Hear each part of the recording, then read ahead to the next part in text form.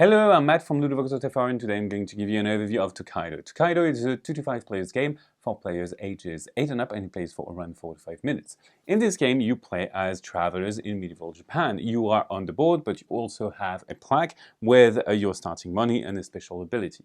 And you want to visit the road of Tokaido, and you want to have the most pleasant journey by acquiring different things. You might make encounters, visit hot springs, or view panoramas, or even buy souvenirs and donate to temples. So that's the basic gist of it. Now, everyone is going to move along this track, and the player who will go is always the last on the journey track. So, for example, this will be the purple player who will go first because they are last on the journey track and they may go to any space up to the next inn.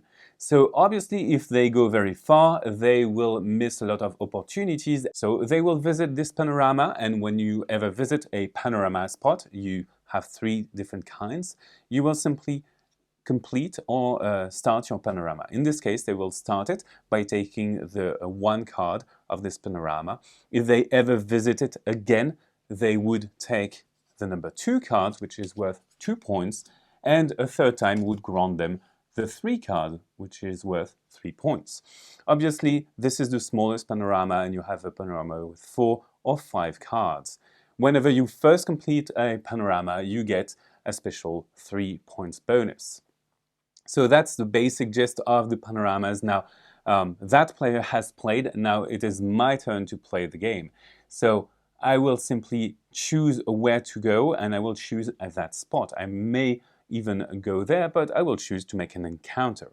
Making an encounter will have me draw the first card of the encounter deck and then resolve it.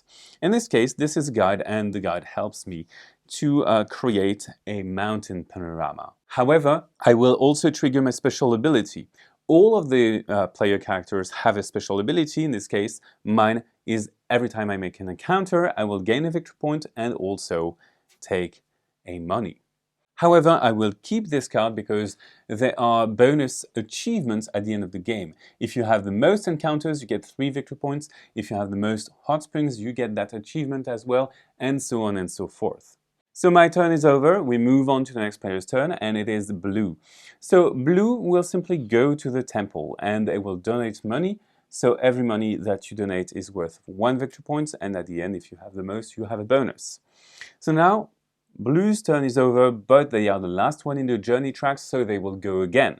And they cannot go on these spaces because I am there, so they will go to that spot. They choose that spot and they visit hot springs. Whenever you visit hot springs, you're going to flip the top card of the hot springs deck. It is worth 3 victory points if there are monkeys and 2 victory points if there are none.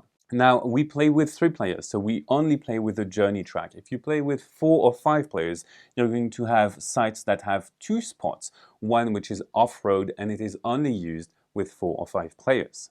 Now, there are 2 different kinds of sites I didn't talk about. So there are farms. Whenever you visit a farm, you take 3 money and place them into your inventory. And when you visit a shop, you're going to flip the top 3 cards of the shop deck and you may buy them. They are worth points at the end of the game if you make sets of different types. For example, here we have food and we also have accessories. And as you may notice, they have a cost. In this case, I may pay, for example, 4 to buy them all. I could buy some of them if I wanted, and then I will make a set of different ones and start a new set with only food. So now we are going to move until a player reaches this inn. So the inn is a mandatory stop. You have to stop there, and there are different spots, as you can see. Whenever a player reaches an inn first, they will draw as many cards as there are players, plus 1. And then they are going to look at them secretly, and they may buy one. So these meal cards are worth 6 victory points, but they have a cost. So obviously, I will probably choose the cheapest meals. However, I cannot eat the same meal twice. In this case, I will simply buy this meal, and it is going to be worth 6 victory points at the end of the game. Now, the next player to reach the inn will probably be this one, and then they will look at the hand and decide to buy one, and then this one.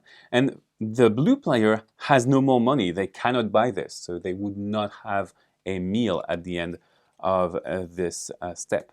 And then we are going to remove the cards that weren't bought, and we can start a new step in our journey. And we will do so until the last inn is reached, and that's the end of the game. That's when we score all of our points with our temples, the different achievements that we might get, the panoramas, and so on and so forth. And the player with the most points is going to be the winner.